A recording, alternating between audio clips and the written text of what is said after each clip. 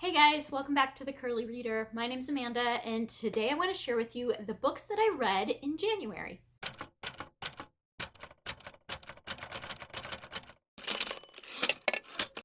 Alright, so during the month of January, I read a total of 10 books and DNF'd 2 books. So, of the books that were on my January TBR, I managed to get to every single one of them. I'm very excited about that. I think it is the first time I have ever actually stuck to a TBR, ever. And I'm very proud of that. And then on top of that, I have a couple of bonus books in here as well.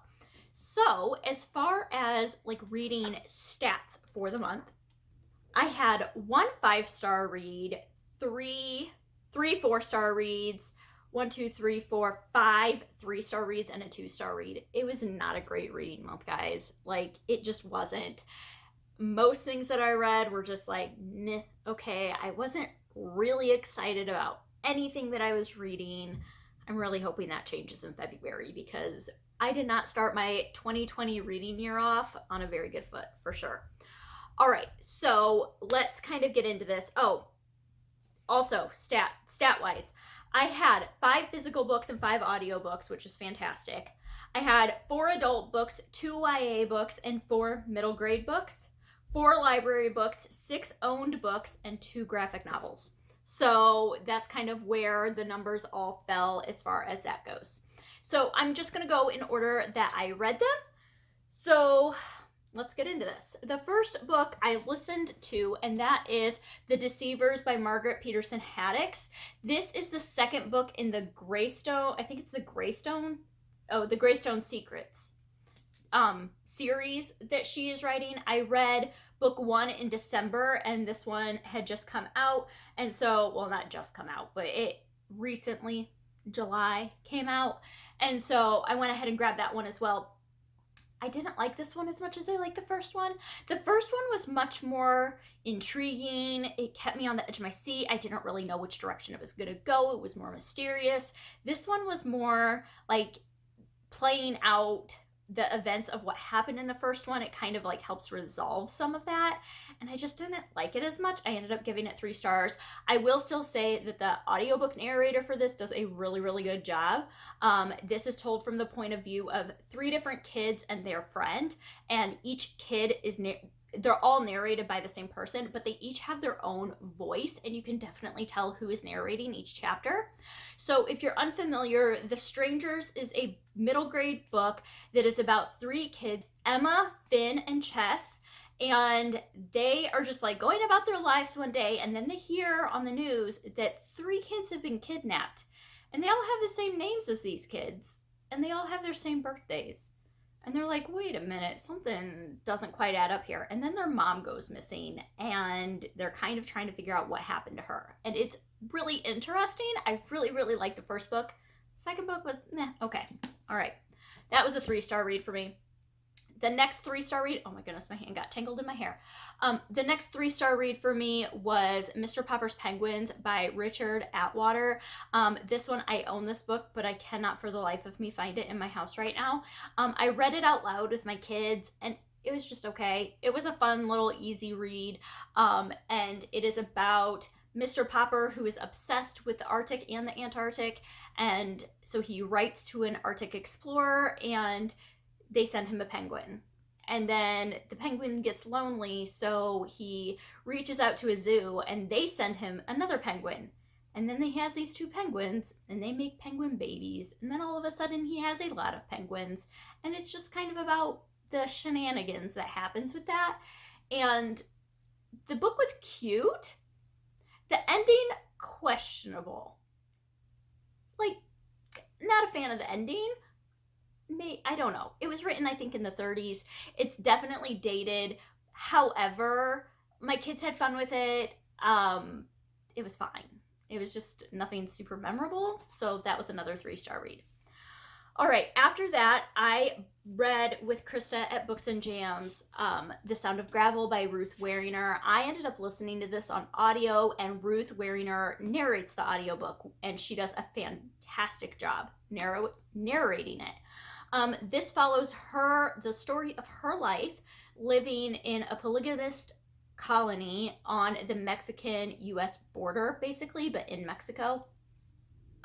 So she is raised in this colony, and it follows her like through her childhood. I enjoyed it. I found it interesting to read. It was a very disturbing read. I was very frustrating to read about some of these decisions that these adults were making, and just infuriating. However, I didn't find this to be as compelling as I have found some other memoirs of the same sort to be. I do find this type of memoir very interesting, but this one just wasn't as, I don't know what word I'm looking for. It wasn't quite as much as some of the other ones. And while I appreciated the story, I still felt that it was missing something. And I hate to say that because this is obviously her life, and but I felt like she needed to just go a little bit deeper with what she was really divulging. And so yeah, this one got 4 stars, but I still really, really, really liked it. And the adults and the situations that she was put in this book were messed up. Messed up. So there's that. All right. After that, I picked up a graphic novel, a middle grade graphic novel from the library. This is one that I had my eye on, and when I saw it at the library, I just grabbed it. And that is Bear by Ben Queen, and it's illustrated by Joe Todd Stanton. This follows Bear, who is a guide dog for a blind man, and then one day Bear starts losing his eyesight, and so he kind of gets let out into the woods by these rascally raccoons, and they abandon him out there, and he has to find his way back to his owner. And he kind of meets some animal friends along the way, and they teach him how to use his other senses to see the world. And while I appreciated what the story was trying to do, I felt that it really was very underwhelming. I really liked the illustrations. Let me see if I can find a good page. I really, really liked the illustrations in it. I felt like they were really, really well done, but I just was not a huge fan of the story itself. It definitely delves into a little bit of magical realism. I mean, it's talking animals, so it's obviously fantasy, but it's more of a mystical type fantasy at some points.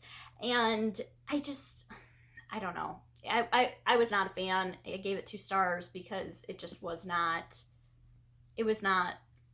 great for me personally. All right.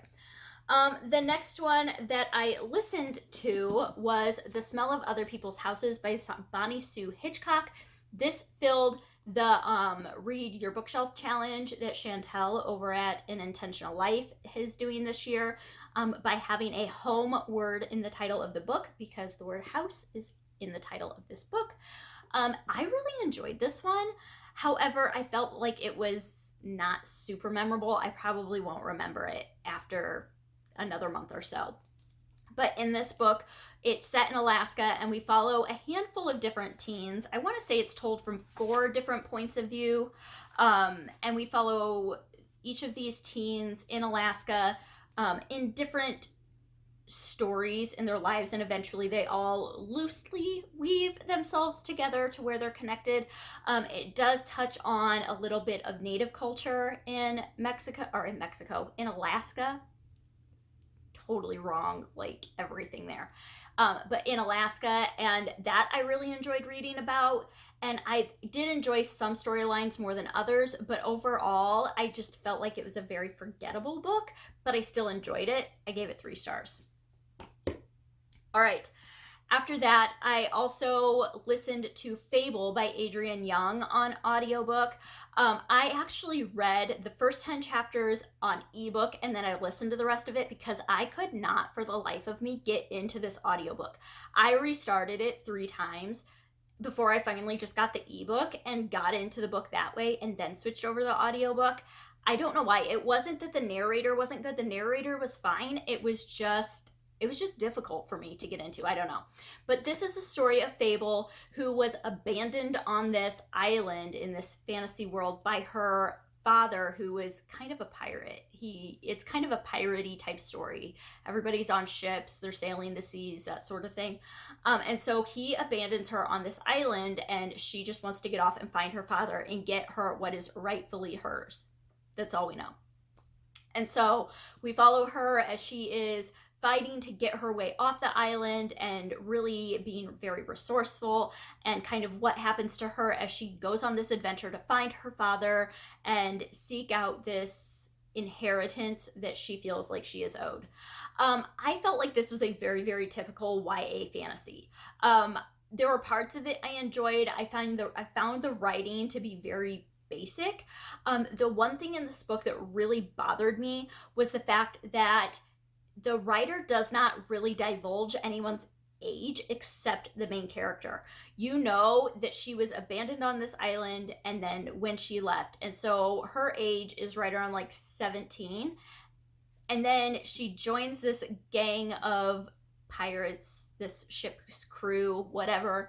And the way that I personally read it, I read it to believe that all these people on the ship were like in their 30s. And then some romantic things start happening, and I'm like, whoa, like, this just got weird. And it just made me feel icky, and I didn't care for it at that point. I also felt like the relationship, the romance part of this was rushed and very underdeveloped, and I just was not there for it. The adventure parts of it were fine, but I just, overall, it was just okay for me. Another 3-star. All right. After that, I read Horton's Miraculous Mechanisms. This is a middle grade book that I just picked up at the thrift store last month, and I fell in love with the cover of it. I just thought that the cover was very appealing, and this was so much fun. Fun enough that I went and I found on Better World Books the second book. It's the sequel to this. I think there's only 2 books. And paid for it because this one was just fun. In this book, we follow Stuart Horton, who is a very short little boy. Get it? S. Horton, shorten. So he gets made fun of a lot. But anyway, his parents decide that they are going to move to a different town one summer, and so he has to spend the summer in this new town. And he does not realize at the time that this is his father's hometown, and he had an uncle that lived here in the past, and his uncle mysteriously disappeared many, many years ago, his great uncle. And his great uncle happened to be a magician. And so throughout the, events of the book, he starts keying in on some clues and trying to figure out where his uncle disappeared to, what happened to him, where is his workshop that disappeared, that he had a secret workshop. He's trying to find that. There's somebody else that's like interested in this workshop as well. He makes a friend. It's very fun. It's very middle grade, but I adored this book. I just thought it was a blast. I didn't figure out what was going on until towards the end. It was just fun. Another part of this book that I thought was fun is that his dad is a crossword puzzle writer. And so throughout the entire book, his dad is using these ridiculously long words that no kid is going to know the meaning of. He uses words, let me see if I can, like prestidigitator, which means magician. And there was a really long word that meant coin collector. It's like numismatologist. And so throughout the book, Stuart is like, what? And even in one part, he's like, I feel like I should just walk around with a question mark on my forehead and point to it every time my dad talks. But even though his dad's using these big words, he always explains what he means by them. And I think that is such a fun way to work some big vocabulary into a children's book. I just thought it was fun. So I really adored this one. I gave this one 4 stars. I really, really enjoyed reading it. All right. Next, I listened to Lilac Girls by Martha Hall Kelly. This is one that came up on my TBR as like a random book, and it was a random number generator, and this was the book I got. I'm very glad I finally read this because this has been sitting on my TBR for a very, very long time. This is a very well-loved World War II historical fiction that I had not yet read. And this is the story of, the easiest way to explain it is that it follows three women during World War II. One is a socialite in New York City. One is a German doctor at Ravensbrück. And the other one is a Polish teenager who is the victim of medical experiments at Ravensbrück. So we have one of the doctors who's performing the medical experiments. We have a Polish teenager who is the victim of these experiments. And then we have this socialite in New York. And their stories all intertwine eventually throughout the book. I really enjoyed this. I really question the socialite's role in the book for like the first half of the book. It's obvious what her role is in the second part of the book, like the last half of the book. But for the first part of the book, I'm like, I really didn't care. I didn't get the link. And then I also really wish that we would have gotten more from the doctor, because her storyline, while it's present in the book, we really don't get a whole lot, especially while she's at Ravensbrück, and what's happening and why she's doing what she's doing and what is she doing and all of that. And so the doctor and the socialite characters are both based off of real people. Their names are real people. So it's Caroline Faraday and Erta Oberhauser, I think is how you pronounce her name. And she was the only female doctor at Ravensbrück. And so it's kind of the story of these women. I will say that this definitely sparked some curiosity as far as the medical experiments they were doing at Ravensbrück and what that entailed, and these women that were made to undergo these surgeries that were just horrific, and the things that they did to these women. But I did really enjoy this. This was like a 17-hour audiobook, and I listened to it in like 2.5 days. So if that tells you anything, I really thought that this was a very fascinating read. However, because of those few things, I did end up giving it 4 stars. All right. And then I also finally read The Complete Persepolis by Marjane Satrapi. This is a very well-known graphic novel, and this is the bind-up of Persepolis 2 and Persepolis 1 and Persepolis 2. And this is a graphic memoir that follows Marjane's experience growing up in Iran in the 1980s during the Iranian Revolution. And I will say I learned quite a bit reading this about Iran and the war there and what that entailed and how it affected the people there and all of that. This follows Marjane as she is there during the war. Eventually her parents decide to send her to Austria to live there, and they pretty much just abandon her in Austria. And she lives there for 4 years, and she's on her own, like as a 14-year-old girl, and it's not great. It's not a great situation. And then eventually she goes back. She lives another 6 years in Iran, and that's the second half of the book, and then she leaves again. And so the first half is basically what happens until she leaves the first time. The second half is what happens until she leaves the second time. And when I got done with this book, this was an example of, I have no idea why I just read this book. I felt like there was so much detail in her life. Like this book, okay, it's a thick graphic novel, but like even reading it, like I couldn't read it because the text was so small. I had to read it on an e-reader so I could zoom in, because reading it in the book, I couldn't do it.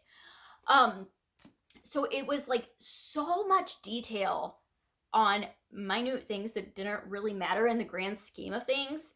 And then it just like skipped over things that really would have been impactful. I didn't love that, obviously. And then the last frame of the book, I really, really didn't like. I felt like it was way too open-ended. It just made no sense. Like I said, it left me really wondering, like, why did I even just read this? I have no idea what the point of this was, other than the fact that I did learn about the Iranian Revolution. I don't understand this book. I gave this 3 stars mostly because of the history that's in it and the learning experience. But as far as like a story goes, like I'm not opposed to open-ended stories, but this to me was just like, it just like ended right in the middle of her story and I was very confused. Like I was reading it on my e-reader and it got done and I'm like, what? So I went to the book and I'm like, is that really how it ends? Yep, that's really how it ends. So I don't know what I missed, but that got 3 stars, generous 3 stars, because really I might bump it down to 2. I was not a fan. All right, and then the last book that I finished is one that I started in April of 2020. And that is Triggers in Exchanging Parents' Angry Reactions for Gentle Biblical Responses. This is by Amber Leah and Wendy Speak. This is a parenting book that I started in April that I just took my sweet old time reading through and finally finished this month. This is a book that is designed to be read in a month. I started that way. I did not finish that way.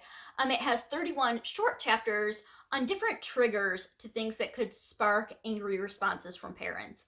I found this book to be very helpful, very insightful. I really love the wisdom that is in this book. I find it very biblically sound. Especially the front half of this book was super insightful to me as a parent as far as how I react to my children and how I can change those reactions. So yeah, I highly encourage any moms to pick this up if you find yourself having angry responses to your children, as one is want to do when you have children in your house. I feel like that's typical of any human being. So this was fabulous. This was my only 5-star read, and it's the one that took me however many months to finish. Too many. So on top of that, I also had 2 DNFs this month. One of them I have with me, the other one I gave to my dad. So the first one I DNF'd was The 7.5 Deaths of Evelyn Hardcastle by Stuart Turton. This one, I tried. I made it 58% in and I quit because I could not do it anymore. I found this book so boring. I didn't care.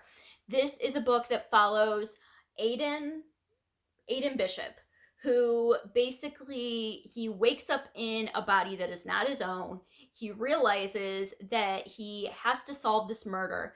It's like a closed room, something, I forget what they're called, mystery, where a person dies. You have a set number of people. You know, one of the people is the person that done it, but you don't know who. And so he basically wakes up in a different body every day, and he has 8 days to figure out who killed Evelyn Hardcastle. Sounds very fun, kind of Groundhog Day, murder mystery-esque, and I just found it way too long. Like, this is some tiny writing in here, and this is I did not realize this book was this long. This was a no for me.